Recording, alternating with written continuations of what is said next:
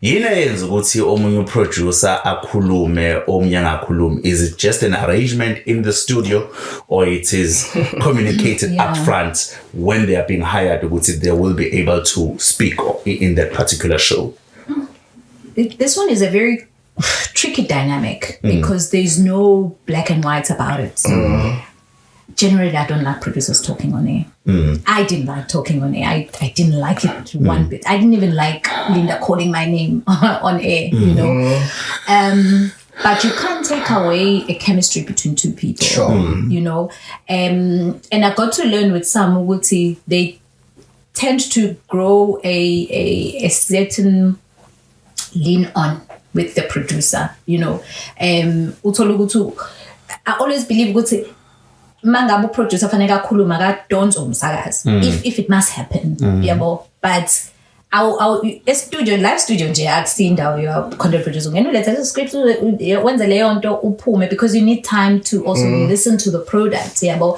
Otherwise mase song esisoba ngumbhobho, no one is looking after the product. But like I'm saying, you don't want to stifle creativity. There are people who just have like that whole energy that just works for them, and it works. We like Makumbulu Joe, good drive, no Tibo touch. Like he was very sports reader. Yes, he was so funny. He had that element, and I think it started working for the show, and he started riding on it because it worked. So that's why I'm saying it's such a tricky dynamic, because you're working with creatives who are coming with different things. Khona when you produce, I may want to get like ukhulumelani lona.